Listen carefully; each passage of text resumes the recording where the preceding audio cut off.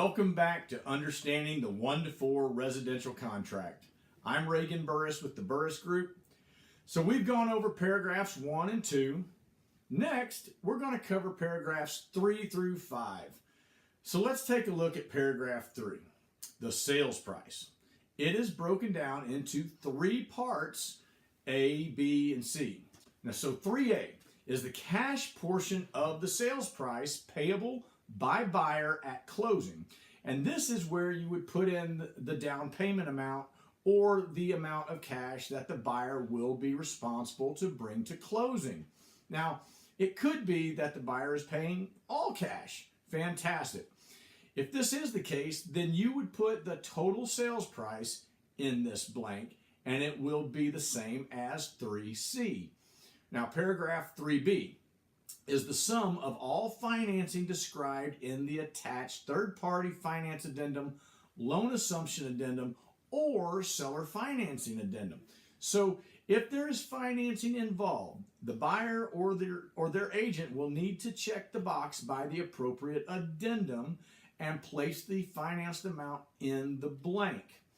And last but not least, paragraph 3C. Now this is the sales price, which is the sum of A and B. So simply add the amount in 3A and 3B together, and that gives you the total sales price, which goes in the blank provided. Now, paragraph 4. Now this is the license holder disclosure, and it reads as follows. Texas law requires a real estate license holder who is a party to a transaction or acting on behalf of a spouse, parent, child, business entity in which the license holder owns more than 10%, or a trust for which the license holder acts as a trustee, or of which the license holder or the license holder's spouse, parent, or child is a beneficiary, to notify the other party in writing before entering into a contract for sale. Disclose if applicable.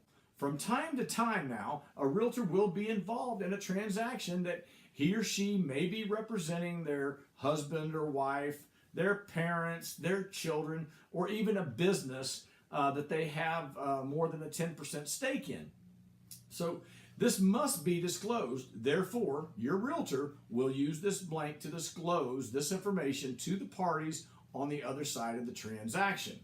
Moving on to paragraph 5, the earnest money. So within 3 days after the effective date, the buyer must deliver X amount of dollars, typically this is 1% of the sales price, as earnest money to blank. This is where you put in the escrow officer or title rep name as escrow agent at blank. And this is where you would put in the title company's physical address. So buyer shall deliver additional earnest money of X dollars to escrow agent within X amount of days after the effective date of this contract. The additional earnest money doesn't come into play that often. So continuing on, if a buyer fails to deliver the earnest money within the time required, seller may terminate this contract or exercise remedies under paragraph 15, or both, by providing notice to a buyer before buyer delivers the earnest money. If the last day to deliver the earnest money falls on a Saturday, Sunday, or a legal holiday, the time to deliver the earnest money is extended until the end of the next day that is not a Saturday, Sunday, or a legal holiday. Time is of the essence for this paragraph.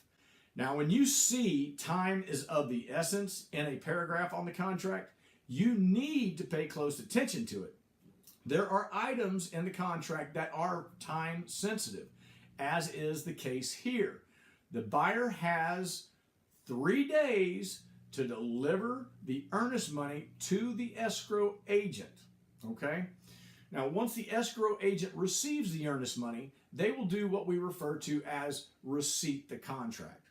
Now, you may have wondered, what does the term effective day mean? Well, the effective date is the date put on the contract once all the terms of the contract have been agreed upon by all parties, the buyer and seller. So whichever agent, the buying agent or the listing agent, whichever one has the contract last, when that happens, they will place the date in the blank which is provided, and that's known as executing the contract. And that date is known as the effective date. So that concludes paragraphs 3 through 5 on the 1 to 4 residential contract. I'm Reagan Burris with the Burris Group, and I'll see you next time.